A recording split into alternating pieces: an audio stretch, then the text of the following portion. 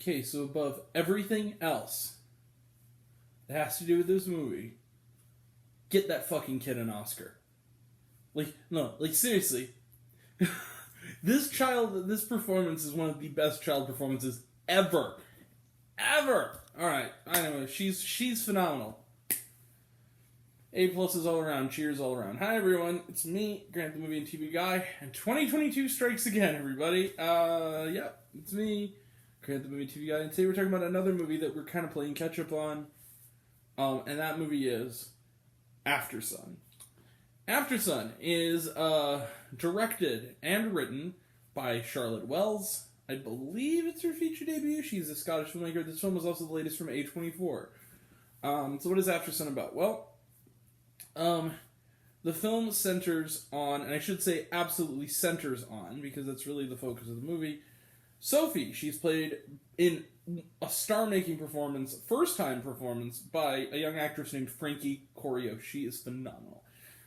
She is going on a vacation in Turkey with her father, Callum, played by Paul Mescal, and they hang out. They hang by the pool. She plays some, arcade games and makes some new friends.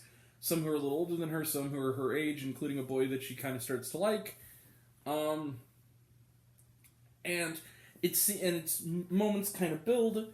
We then flash to an adult version of Sophie, played by Celia Ralston Hall, who is looking over a videotape that she shot way back when as a little girl on that vacation, which was somewhere in the mid-90s. They never quite specify what the year is, but the Macarena's in the movie, as well as Chumbawamba. So, and over the course of it, the adult Sophie begins to reckon with the father, her father, Callum, and kind of captures that moment when you're still young and innocent, but you're also getting to be an age where you start to see the vulnerabilities of your parent.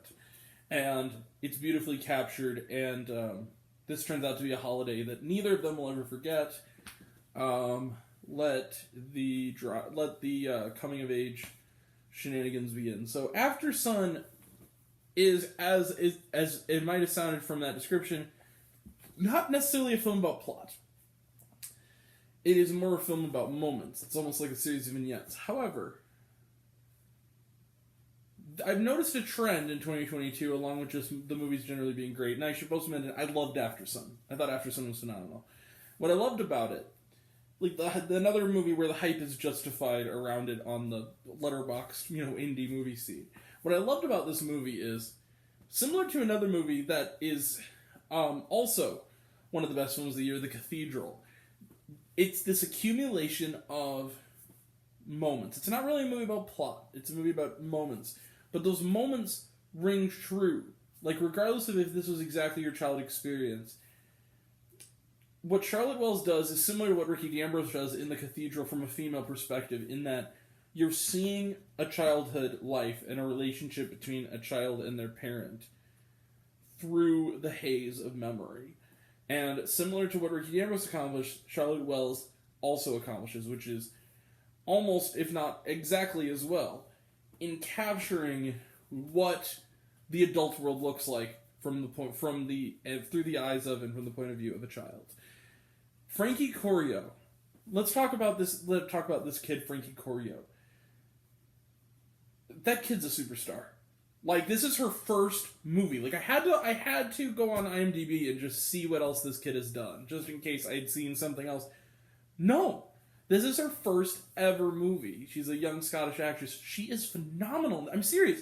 She deserves a nomination for Best Supporting Actress. She is so good. Best Actress. She's so good in this movie.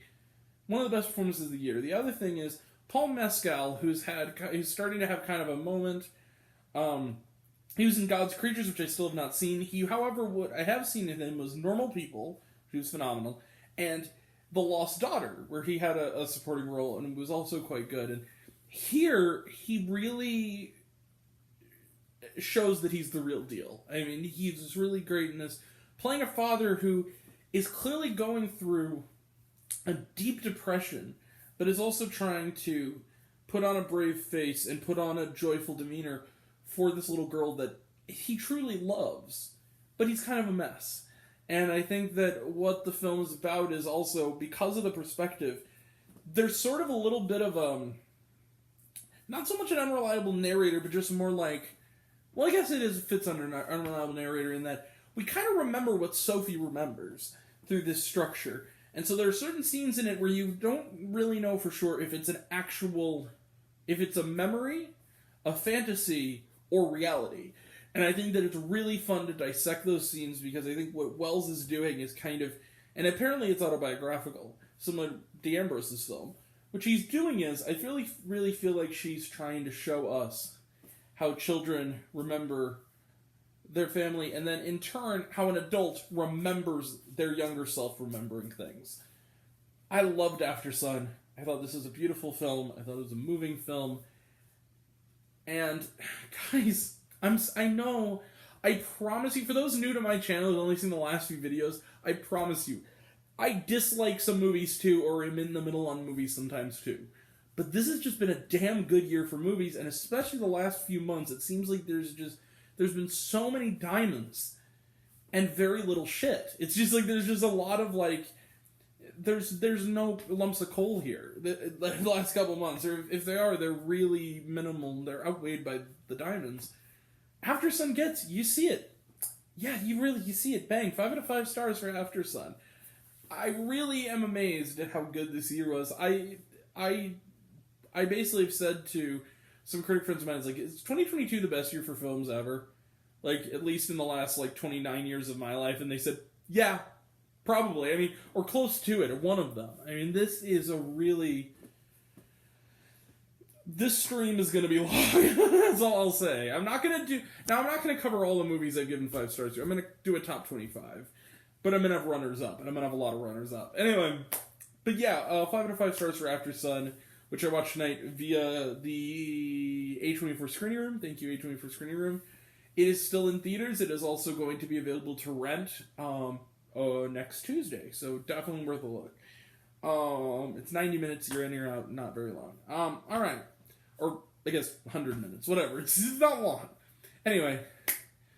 Yeah, that's it. Trailer Trash and watch on A24 Screening Room. However, we did have an introduction by Paul Mescal. That was very nice of him, thanking us for coming. And was there shawarma? No, there was not. Alright, we will be back Thursday for Avatar, The Way of Water. Friday is what we're aiming for, Friday or Saturday, depending on... I have family coming, so I have my brother and my sister-in-law are coming down, so... We'll still get them out this weekend, but this weekend, I'll just say generally this weekend, we'll have reviews of Bardo and Snow Day. We will also have reviews next week for maybe The Whale. I think it's expanding wide on next Wednesday. So if it comes out as well, we will definitely see it on the day. Puss in Boots you don't have to worry about because we already reviewed it. You can find that. I got to go to an early screening of that. But then we'll also have Babylon and I Want to Dance with Somebody. We'll also have reviews on the horizon before the year's out for Matilda the Musical and White Noise, and the HBO documentary This Place Rules. We'll also have a review which is based on Channel 5. If you've not seen Channel 5, Channel 5's great. Also, we'll have reviews for... Is there anything else? We'll have reviews, coming up down the line for Mithrigan, Women Talking, A Man Called Otto, and more to come. That'll all be next time. And until next time, I'm Grant, the movie and TV guy. I see it all. I'm happy to share it with you. I love you all. I appreciate you all. I love you, Class Smith. I love you 3000. Be kind to one another. If you like this video, give it a like if you want to. Give it a subscribe if you want to. Give it the bell. I don't know what it does, but that's what you're supposed to do. Or so I've been told. And leave a comment even if it's Grant. I like waffles. It really helps out. You want to find my elsewhere reviews, listen, other fun stuff. You can check me out on letterboxd.com at Raised on Popcorn with Grant.